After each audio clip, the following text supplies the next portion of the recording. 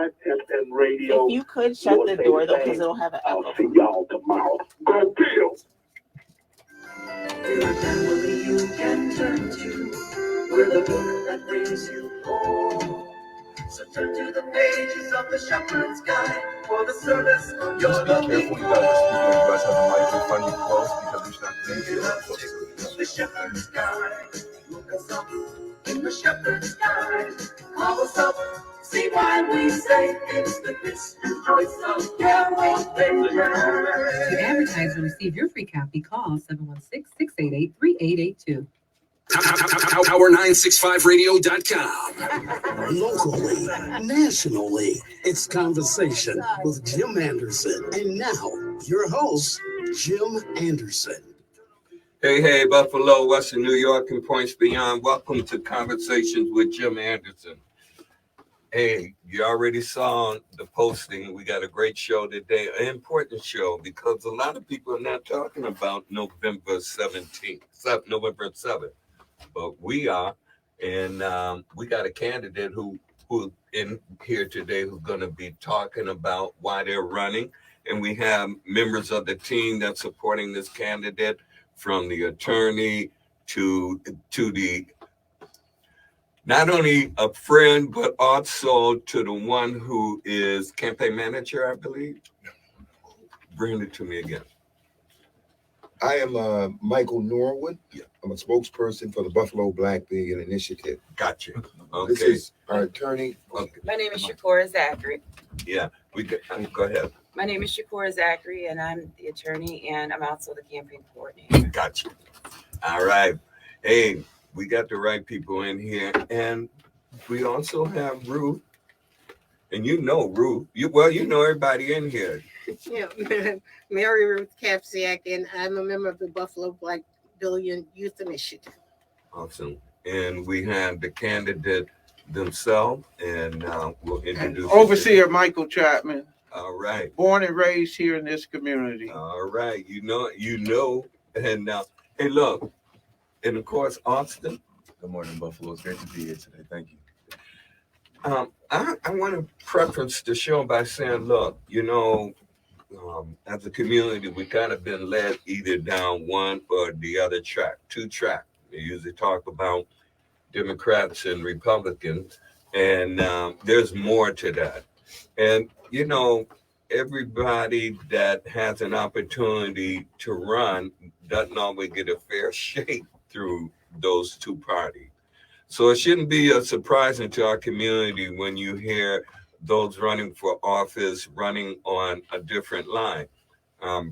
Pastor Chapman, Overseer Chapman, is going to be running on the independent line, and we'll hear more about it because someone asked me, was it the independent party or was it a new line that was being started, a community independent line or something? And I'll stop there and just tell you can join the conversation at 716-837-1112. But let us start rolling and wait till we put some meat on the table before you jump in. In other words, wait till the candidate himself said some words, and then you should call in. This is a really important conversation because I'm going to tell you, during the primary that the Democrats had, not a lot of people wanted to come forward and talk about what they were doing, why they were running, what plan they had, and so forth. And it seemed to be just I won't call it a setup, but I know a lot of people who had suggested it wasn't really open. So your candidacy, Michael, Overseer Chapman, is not only unique and interesting, but a great opportunity for people to express themselves rather than one pony horse show that we usually get. I'm going to ask the campaign attorney to come to us in any way and tell us something about this candidacy and so forth, and the team that's been put together to help him along the way. Thank you. So the initiative or the effort to get on the ballot, right? That's the first step. And as you stated, it's not an the independent line. It's not a party. Pastor Overseer Chapman created a line called Community One, and that's the line, Nice. line F on the ballot that he's running under. So it's an organization of individuals that are comprised of different people throughout our community that see and feel a need for change, right? That, as you spoke to, we were always pushed into Democrat, Republican. That's kind of the bipartisan landscape of our country, not just locally, but on a national level. And what we have seen, right, is that there's a lot of discontent, right, with how things are being run, and that the voices of individuals who are really out here doing work in the community and are doing the work, I won't say that our public officials are supposed to do, but I think in tandem with what they're doing, but who need the opportunity to do it on a larger scale because of different elements that stagnate the process, right? So Overseer Chapman is not a politician, right? He's a pastor. He has overseen 2 churches, 2 village and the campus of St. John's in Gethsemane for a number of years. So stepping into this arena is not necessarily what I think he started off wanting to do, but we felt as a leader, and he is a leader in our community, we needed him to do, because he has done so many critical things already on a private level within our community that we want to see this blueprint of the Buffalo Black Billions and the initiatives and the urban development model that it presents, not just implemented within the Ellicott district, but as a blueprint for expansion and empowerment throughout our city, right? As Ellicott district is where it starts, because there's kind of saying, where goes Ellicott, so goes the city, right? So it's such a fundamental piece of our city's landscape in terms of districting. So when Overseer Chapman decided that we were going to do this, we put together a team, Gary Chapman, myself, and a group of other individuals, Mr. Norwood. We all kind of put our heads together and we said, okay, how are we going to do this? You have to get a certain number of signatures, right? We were given the number. We said, we can do it. And we went out there and we, did it. Beat the streets, and we did what we had to do. We got the necessary number of signatures and we qualified as an independent candidate running on Community One.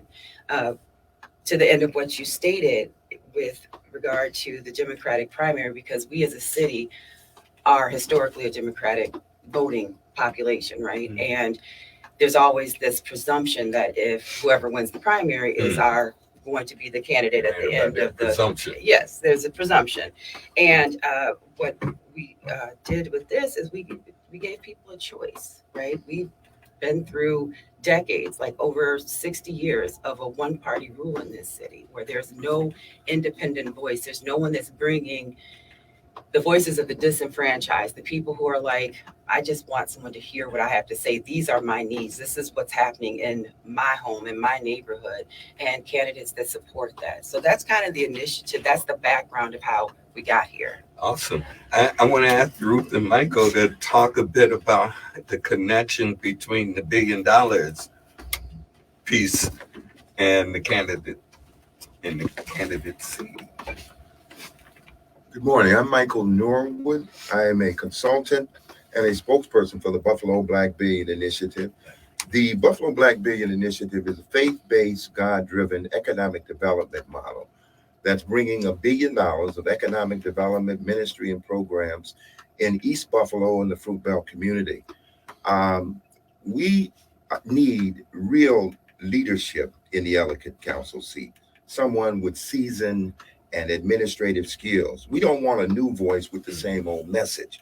The run for the Ellicott Council seat is about improving the quality of life for Ellicott East and Ellicott West constituents in the city of Buffalo. Now, we feel that the overseer is that person, as was stated. He has the CEO of the Buffalo Black Billion, and this initiative will not only work for East Buffalo, but will, as was stated, turn the entire east side, the entire city of Buffalo around. We have a youth component that's going to work for our young people with a open air market that will teach them how to run their own businesses. It will give them seasoned skills We feel that this is the initiative to really turn the city around. Ruth? Good morning, Ruth Kapsiak, and I am a consultant for the Buffalo Black Billion Youth Initiative. And you know my compassion for education. So I have not heard anyone speak of our youth. And what we have been doing for our youth is we have a high street market project that encompasses students being able to learn how to raise vegetables and gardening. This leads to entrepreneurship. So if we start them off at, say, the ages of 8 to 13, we're focusing on that early intervention piece there. So we can get the students in the after-school program. They not only will be taught remediation, but they will also learn how to play chess, which is, is most important in students' abilities to be able to do the math that they have to do in schools now. So we are doing this with our students now, and we are hoping that we get more students involved. We have 60 students, and the early intervention piece starts at ages 8 through 12. Then we have the young adults ages 13 through 18. So if we get them involved in, say, boating, all of these other activities that will enhance their abilities to learn. Because just going to school every day and you're listening to the teachers and your grade levels are, say, 65 to 75, you need some after-school remediation. And we are here providing that for students. We are open to students in the Fruit Belt area and East Buffalo, so that they are able to be able to go into school the next day on a positive note. That I have, learned how to do these things outside of the classroom. So now I'm ready to be able to sit down and put this into fruition as the learning takes place. Wow. For me, you hit all the things that are in front of me, making sure the upcoming younger folks that there's a road and that they can access for a better opportunity. And I love the fact of what you talked about, how the decision to run and the clarity on the line. Because some people hear independent, they think, oh, you must be with the independent party. But Community One, listeners, you hear it, get in your mind, Community One, when it's not the Democrats, it's not the Republican, it's not the independent party, it's not the conservative party or any other party. It is a new line, and we have the opportunity with a candidate that have made themselves available to represent. And the ball is really in your court. You got to hear clearly, and you got to know the history of what has been around voting in our community. This is a new opportunity. I know that. And I believe you know that. So I'm going to just say, don't dismiss or underestimate that. And, we mentioned a lot of young folk. Well, I got a dynamic co-host here. Austin, I'm sure, well, I'm just going to give him the mic and let him come this way. I don't have to tell him anything. Definitely. Hearing about the youth aspect is really important to me. I'm a communicational skills trainer. I teach communicational skills to the youth because I think it's important. But I recognize there's a lot of facets and avenues that young people need to be successful in the community.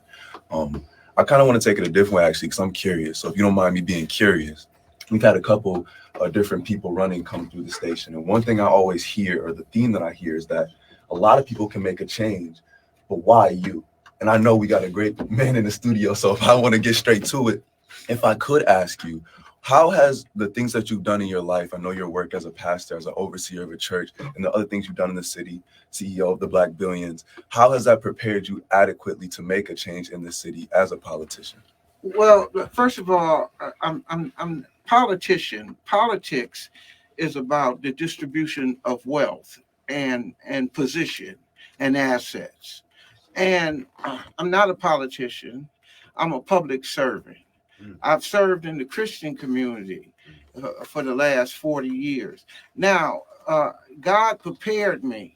I ran a YMCA for 9 years during one of the most difficult times of the city.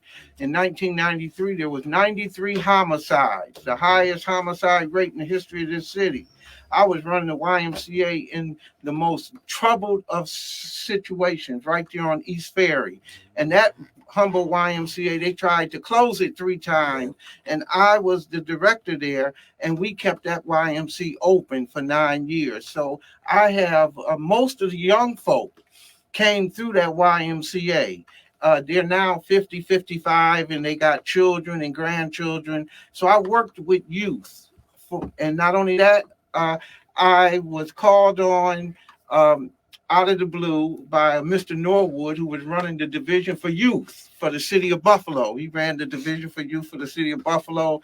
And former Governor Mario Cuomo had a new initiative called Midnight Basketball. That was back in 1997. Mr. Norwood called me, had a meeting, and said we got 30 days to put it in before the governor come in. So we set that up out at the University of Buffalo. We raised the money. We had teams from within the city, and they competed. And that was the first midnight basketball, one of the national projects that Mr. Norwood could talk about because he initiated it. And I served as the director, and that was with New York City. That was also with Buffalo. And then there was, I think Rochester was involved in it, and Niagara Falls. So we've worked with youth. And then I did youth with the church for the last 40 years. And we worked with the Jewish community. Matter of fact, we did an interfaith ministry with the Jewish community, and we took them down to the Holocaust Museum in Washington, and then we also took the 2 groups of youth, Jewish community and African American, to the Detroit Slave Museum, and so we took them and we sponsored that. Now we believe that during that time, you could do it. You had the boys clubs, you had the PALs, you had the YMCAs, you had the scouts, the Girls and Boy Scouts. The Board of Education was sponsoring schools to stay open from 7 to 9, 2 days a week. So you had a great deal of drop-in type facilities. Now we don't have those. You don't have any of those type of youth initiatives. And so what we believe is we would target 60 youth. We would take 60 youth, and we put a grant into the Buffalo Board of Education. We got a grant in already. We put it in about 1.5 years ago. We worked with the board's top leadership and we have submitted it, and we've heard that it's going to be approved. We take 60 youth, we do pre-testing on them and post-testing. The project runs from April, May, June, July, August, and September. And the children average have to be between 65 and 75. That's the target population. And then we're going to take them, and we have 3 watercrafts. We have a jet ski. We have a 29-foot Riker boat. We also just purchased a $250,000 watercraft, 39-foot Sundance, for the children to learn, because the math you learn in boating is more sophisticated than the math you learn in carpentry. So we're going to teach the children, and I'm not talking about we're going to go do it. It's sitting out there in the marina. We done had it for the last 6 years. We see God. We educate communities globally on disparities. So the other thing I want to know about the youth is this initiative. My board, I got board. We got like 20 corporations. 7 of them are multi-million-dollar corporations. Nothing like this anywhere in this city. The infrastructure and the organizational structure is unheard of in the African American community. Never seen ministry done at this high level. So we take our youth, and this is a project-based model. I got on the ballot. I called a friend of mine and said, get me on the ballot. He called attorneys, Zachery. They got me on the ballot. And I didn't run around, vote for me. You look at the information, vote for anybody you want to vote for. We doing $1 billion, whether you vote for us or not. If we're in that council seat, we can do $2 billion. That's what we will bring to the table. We're bringing $1 billion to the table, and that's based on land we already own. We asked the city to sell us all the land on Jefferson that city owned from Ferry to Cherry. Right now. And if they sell it to us, then we could develop it along with what we're already doing in the fruit belt. And so last year we did 50 million. This year we're doing 50 million. That's 100 million. Ain't nobody else doing this. We are the largest employer in East Buffalo. Quietly, no one knows. These 2 churches, 2 campuses, 1 village is the largest private employer in East Buffalo. We are prepared to expand this, and we can expand what we're already doing. And we stop the gentrification because we have 400 units of minority housing, subsidized housing, 150 unit senior citizens tower, 150 unit 2, 3, 4 bedroom McCarley, 15.1 acres. And then we have 77 townhomes, and we own 70% of the most valuable land anywhere in Western New York. Anywhere in Western New York, we own 70% of the most valuable land, 43 blocks. It called the Fruit Belt. We expand that out into Ellicott, out into Ellicott and Ellicott West, and we continue to do what we're already doing. So we don't have to try to make up something. We have an athletic department. We got the only table tennis. We got a table tennis team every Monday and Wednesday. You can come over, and the top table tennis players. We got the top chess players, Barry Davis, Grady Jackson. All of them is already in place to provide services and support for these young people from April, May, June, July, August. September we'll use for reporting and submitting the documentation. We've been doing young people for the last 40 years, no molestation, no pedophiles, no misappropriation of funds, no embezzlement. We run a pristine organization, over 3,000 folk, ain't nothing like it. No one compete with it. And we're saying, look, we are being blessed by God. We wouldn't be here if God had if it wasn't for the Lord, we would not be here, period. We would not be in this position. And so what we're saying is we want to share. We're not coming to the table begging. All right, when we come to the table, we sit. My mentors was Mr. Wilmers from M&T, Mr. Rutucky, Governor Hochul. She was our banker before she became lieutenant governor. Senator Gillibrand, all of them. I've worked with them. Andy Rutnick, former president, Buffalo Niagara Partnership. President Tripathi, University of Buffalo, President Simpson, work with all of them. People of integrity. We're here to make a difference. We can make a difference in the community. We're not saying, give us a chance, and this is not an experiment. We don't experiment with with people's lives. This is ministry. Home, we call it a home ministry for us. And guess what? We don't steal. All right now. We don't steal. Nobody handles more money than I handle. No one in this city, not even drug dealers. I know them all. I grew up in this community, off the street. I'm a street mouse. I wasn't even a street rat. Are you listening to me, son? I got a soulmate of 48 years. I represent stability, integrity, character. I got a soulmate of 48 years. 5 children, 30 grandchildren, 6 great-grandchildren. I don't come here joking. I come here putting up money. You hear what I'm saying, son? We put it on the table. You know, when you play poker, you gotta put up. People in Buffalo is used to talking. We coming to the table with $1 billion for the East Buffalo. And we saying, if you come and we get in this position, We can do 2 billion. And that's just in the Fruit Belt and Jefferson corridor. If we go on over and all that tragedy and stuff that is happening, don't be overcome with evil. Overcome evil with good. We doing good. And nobody can stop us from doing good because God is with us. You hear what I'm saying, son? God is with us. Let me just add to that at a time in our society when we have all of this crime and degradation, youth gang violence, gun violence running rampant in our cities and streets of America, there can be no greater cure or remedy to these ills than to have such programs and projects and models like the Buffalo Black Billion. It will turn our community around. It is the go-to network that we need.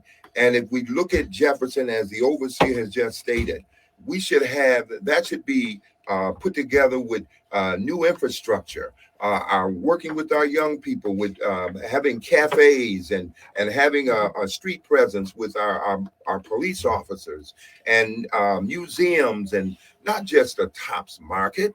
A Tops Market is fine, but we need more than that. That whole corridor should be a model for all citizens in this city to be able to point to. We should have pride bringing folks down Jefferson Street the same way that they do in Toronto with Yonge Street. When we come down Jefferson, we should brag about what's happening there. And so this is what the Buffalo Black Billion will do under the overseer. And the reason why is because we gonna own it. See, we own our stuff.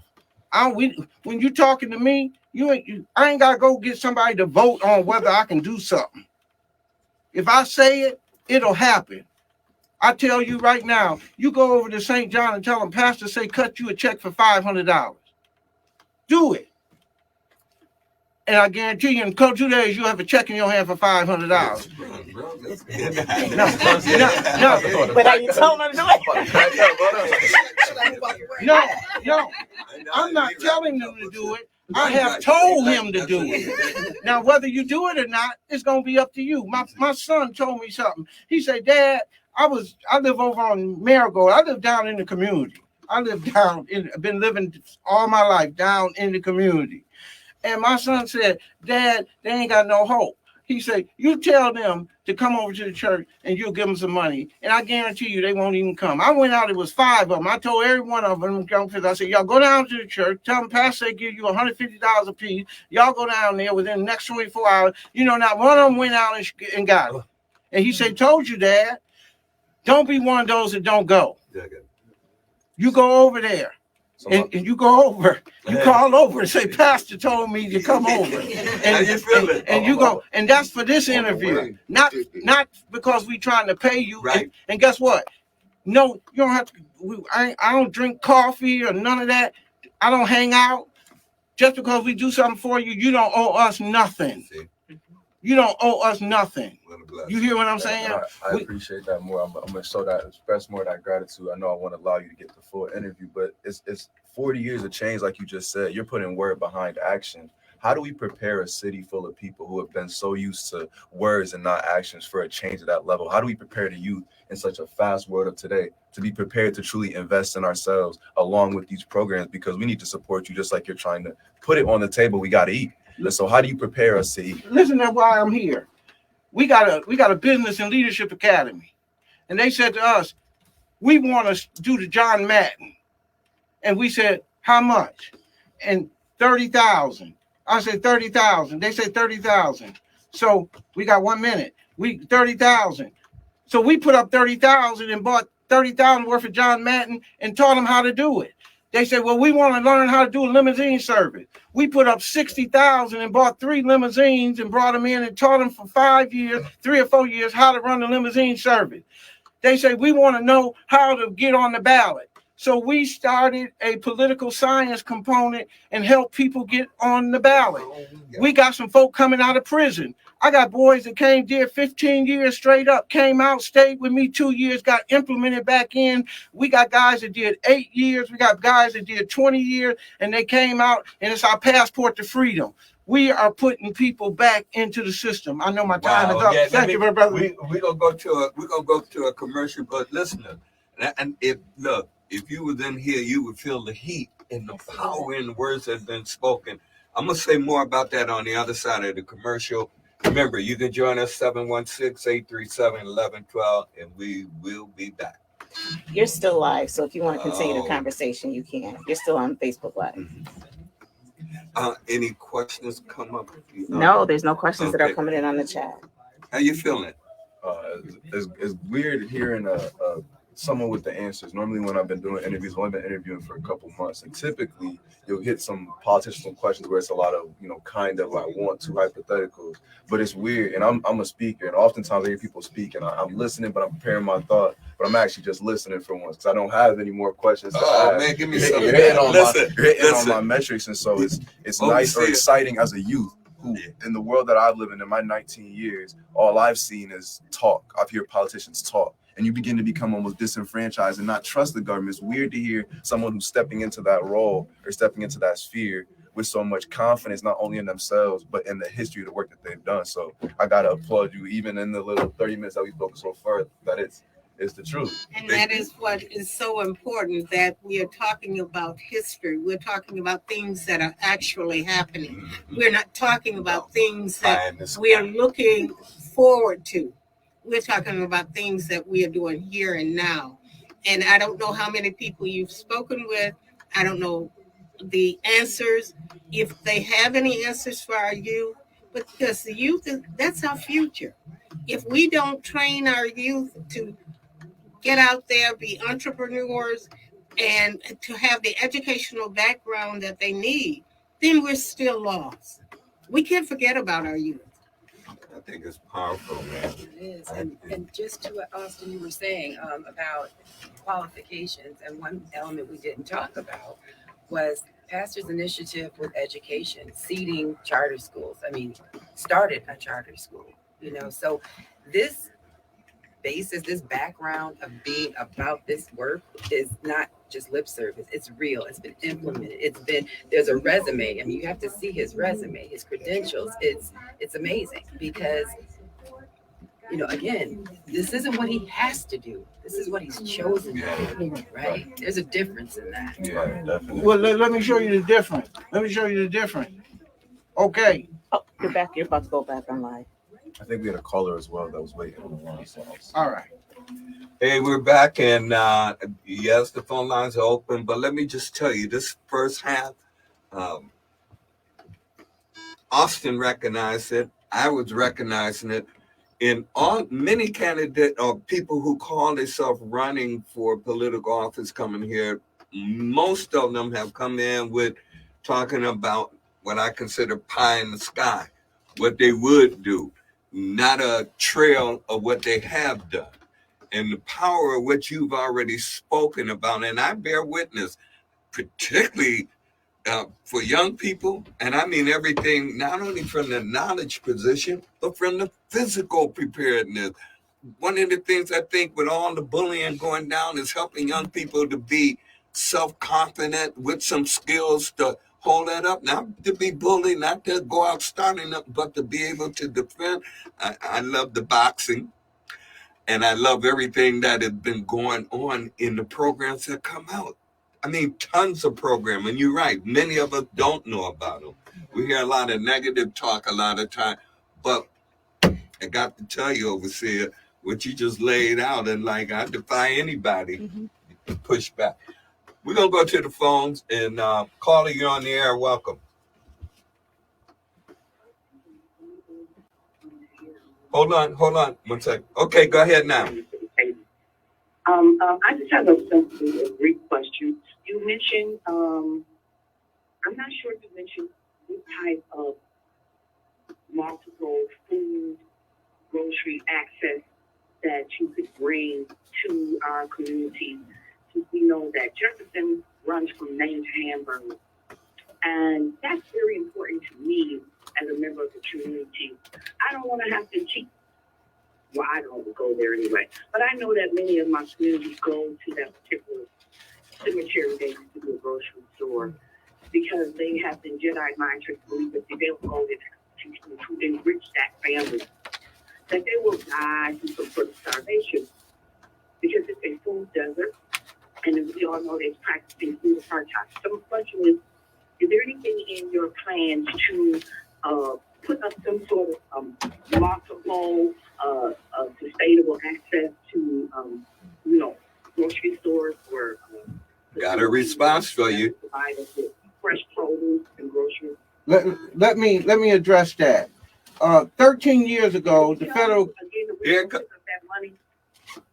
caller, here's a response. 13 years ago, the federal government had deemed that the fruit belt was part of what they at that time called it a food desert. Mm-hmm. So we put in a grant to the city, and we got approved by the county, and it was County Executive Collins. That was 13 years ago. And he approved us $150,000. And the way it happened was I seen him on a Saturday. And I asked him for $150,000 toward our market. We were going to put up a market and right on High Street. And he said, if you can raise $150,000 by Monday, I'll give you $150,000. And so I went to church. I was pastoring. I went to church. And I said to the congregation, I need 15 people to give me $10,000. By that Monday morning, the $150,000 was in the bank.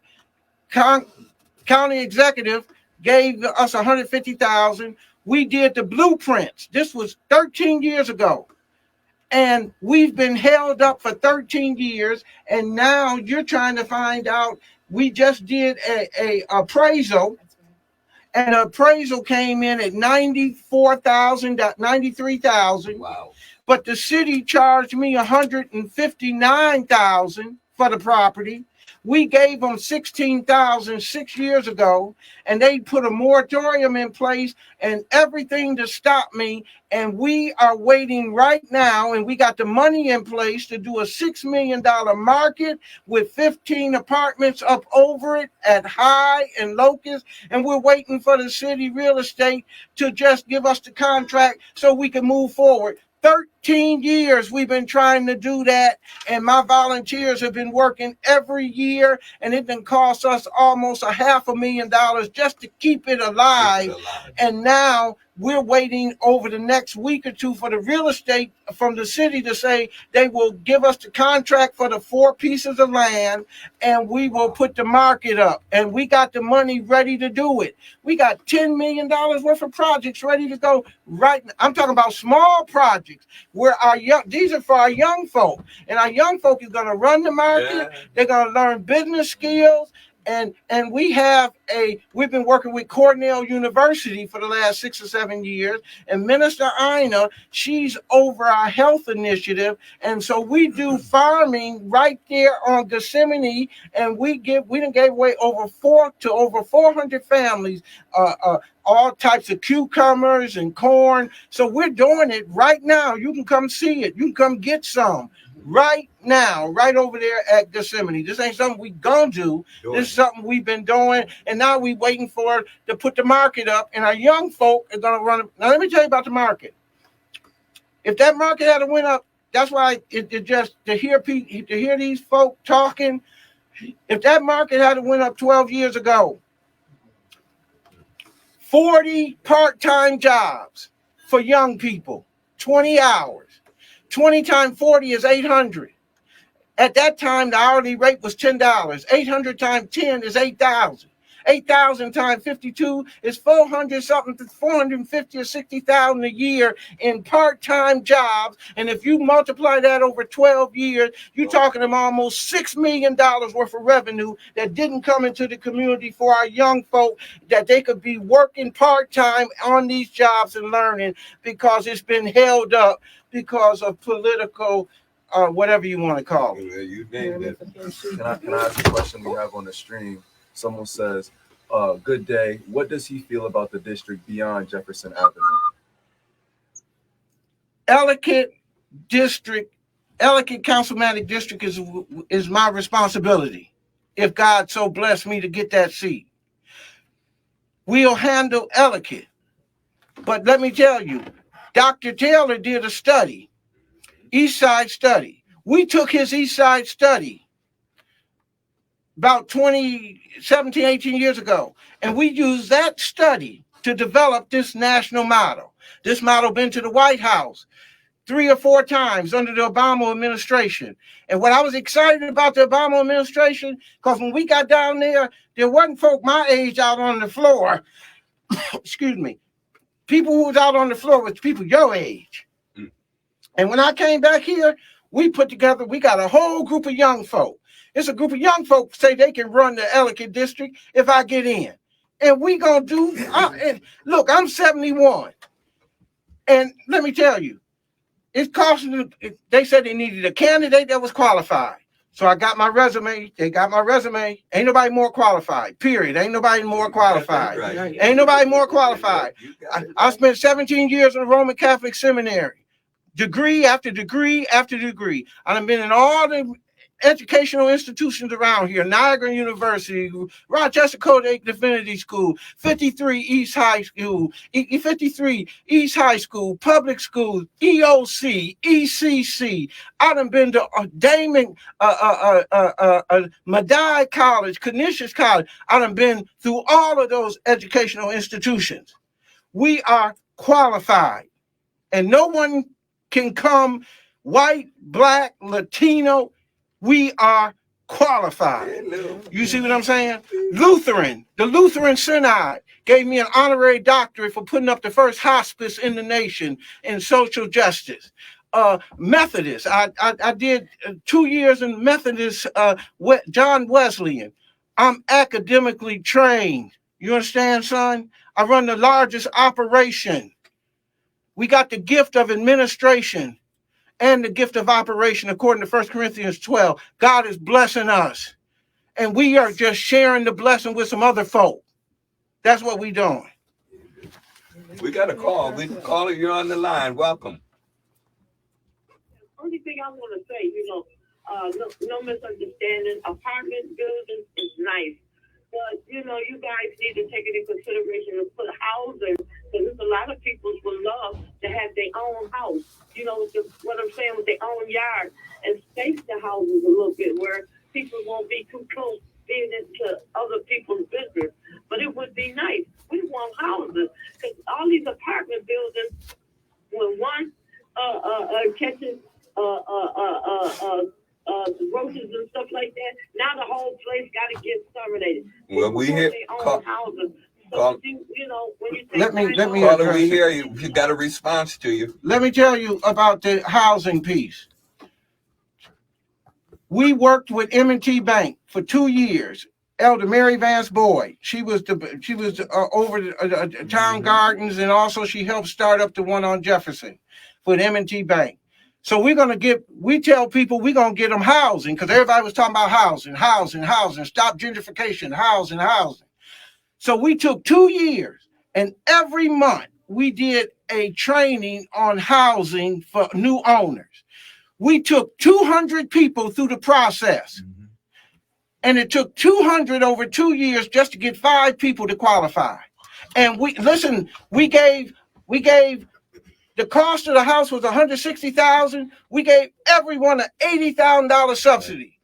And over 2 years, we only could come up with 5 people that could financially qualify. So Dr. Taylor said to me, he said, Reverend, he said, you could stop gentrification through housing ownership, but if the people can't afford it, then if you put up good residential rental property and keep it up, it can stop gentrification also. So we flipped from housing to rental because the people couldn't afford it. Right. And then the white community was going to come in and they going to take the property because they can afford it. And then it's called transmigration, where they come behind the black community and build back up and get paid to build it back up. And then they live in it and push the black community closer toward the Cheektowaga line, which that we're in about the 3rd transmigration right now, because all the black community used to be down on William Street.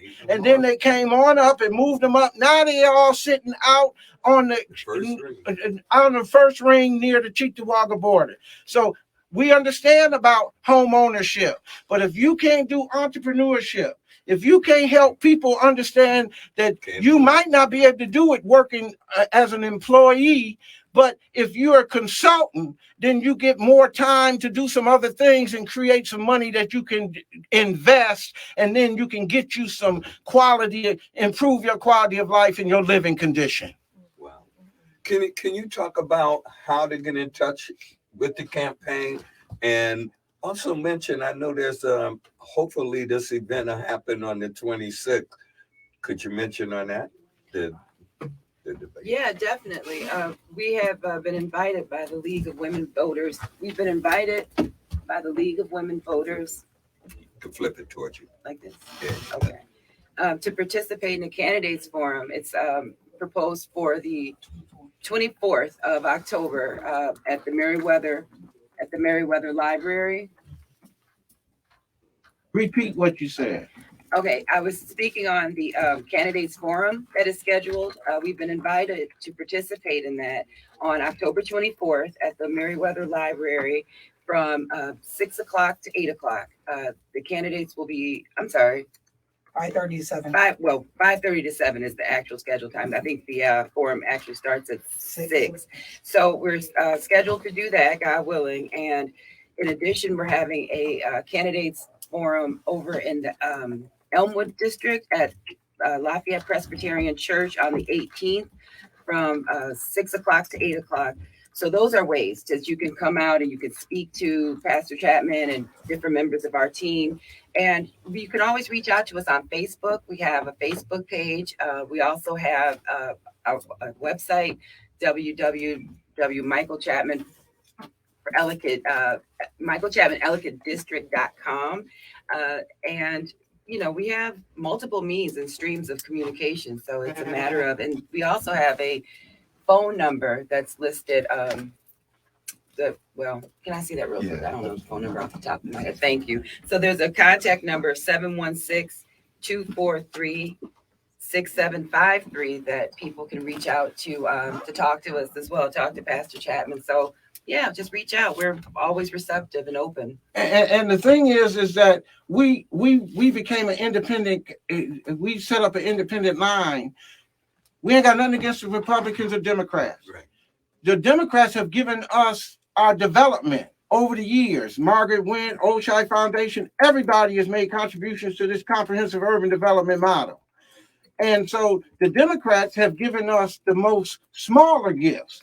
100,000, 200,000, 200,000. The Republicans have given us the larger gifts. Governor Pataki gave us $1 million for our life center, and then 600,000 for the hospice. And then Congressman Quinn, he got us 921 or 904,000 for our health facility for the life center also. So we didn't want to be Republican, Democrat. We don't want this to be used as a political football. I got developers that work for me. I got developers that call me and say, how much do you need for your campaign? I say, you can't give me nothing. Me and my wife will underwrite the cost for it. We borrowed the money, our Bentley money. When I was 20-something, I liked the Bentley with the silver cloud. I liked the Bentley when I was young. And at 70, I was getting ready to get a Bentley. And they needed a candidate that was qualified. So I gave my resume and say, y'all could use me. And then they needed someone that could put the money up. And so I asked my soulmate, I say, could we put up the money? And she said, there go your Bentley. And so we instead of getting the Bentley, we put the money up. And you just did the records. We done put up how much so far? It's all online. I can't think of the exact number right now. About 120 or 30,000. I want to say to you young folk, you should not be intimidated. All you boys hanging around on the corner, y'all could get together and in them corners y'all hang on and come up with 120 or 30,000. And y'all know everybody because y'all selling drugs to everybody. And y'all could get people signed up and you could be in office. Why I got to go in office? Why somebody 71 years old got a soulmate? All I want to do is chase Sister Chapman around the world. That's what I want to do. And I want to chase her, and I got to stop chasing my wife or my soulmate to get on the ballot when you young folks should be getting on the ballot. I don't want to hear nothing about, oh, that political party and this. You get on the ballot and make them stop you. That's right. And don't you be intimidated. I'm not intimidated. The church has isolated me. They can't get to me. They can't get to me. They can't get to me. They can't say, if you don't vote for me. Right. See, and folk that work over here with us, they ain't got to vote for me. We don't tell folk, if you don't vote for me, you can't work over here. You work over here because you're competent. And you do the job, collect your check, and go on wherever you go. You ain't got to vote for me. Look, but when you look at the record and you qualify, anybody that run, anybody, and don't just look at the person that's running, look behind the scenes. I'm more qualified than the folk behind the scenes putting the person up to run. You hear what I'm saying? And just on that side about running for office, I mean, one thing, we have an amazing leader, right? And that's why he's running, because he's qualified. We know he has the ability to do this job and do it well, and the resources and the staff to help support him to do it well, right? But the one thing I think is a blueprint for the young people, because we're setting a sample of what it is. Because my younger son, I'll just tell us real quick, when he went to go register to vote, he told me, Mom, I don't know if I want to pick a political party. And I kind of looked at him like, what do you mean? Like, we're always been Democrats. He's like, I'm not sure what I am right now. So I'm just going to pick no party. And what I'm seeing in this younger generation is that they're not falling into those, historical bipartisan party kind of mindset. So this type of initiative, running as an independent, is something that I think we need to spread. I think we need to understand that there are voices that need to be heard, and we need to put our resources behind these young people to come up and be the leadership for the future. And this is kind of a blueprint of how to do that. This is, look, I can't even find a word. I was going to say this is more awesome than any other political candidate or candidate who chose to become and get into political races. This has been dynamic, because I don't know of any other candidate that speaks boldly and clearly with a track record, not pie in the sky. And I think the fact that you have created a line that shows how determined you are and those who are behind you. I'm for community. Look, you can't shuck and jive on this. What we just heard is more powerful than some people may care to admit. But this conversation this morning, not only is it real, but it is very different. And I can feel this wave like an earthquake. People hearing you may be in shock to hear all these things, but we needed to hear it. The evidence is there. They can they don't have to go looking in the books. They can walk around the community and see the footprint of what your leadership has helped develop.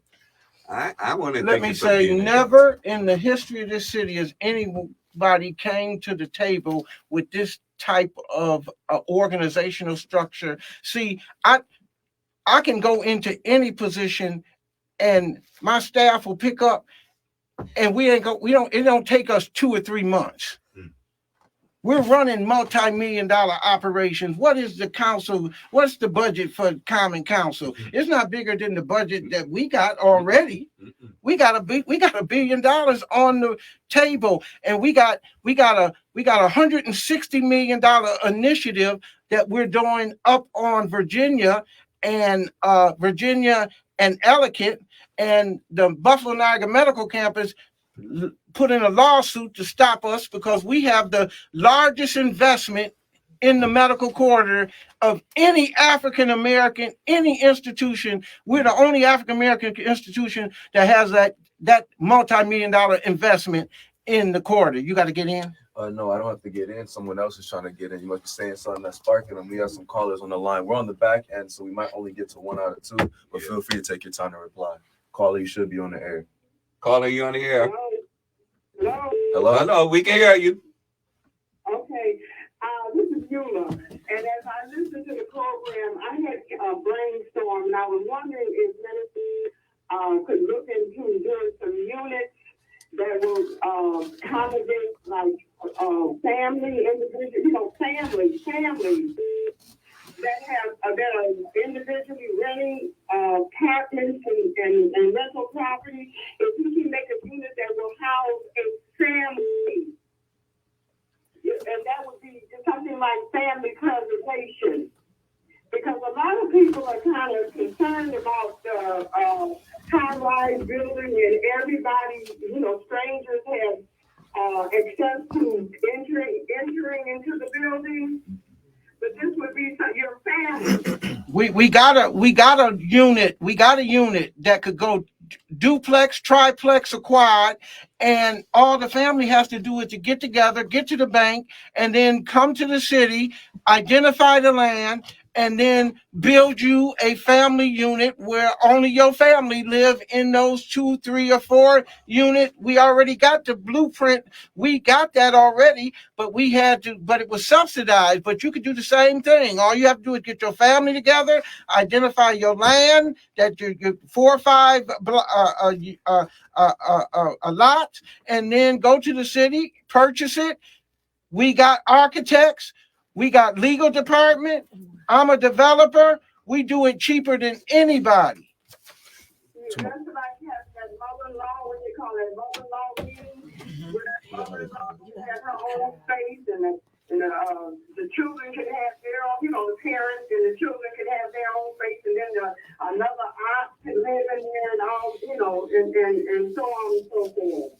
Thank you but for. You already got that in motion. Okay. Thank you, Eula, for that call. Thank you for that call. We got another call. Caller, you're on the air.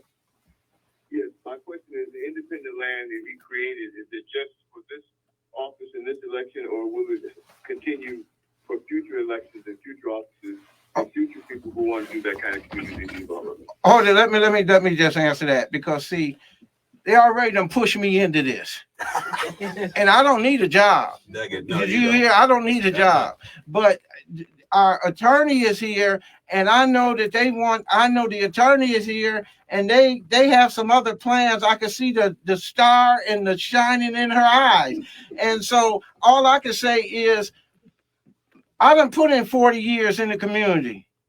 Me and my wife done contributed close to $20 million personal.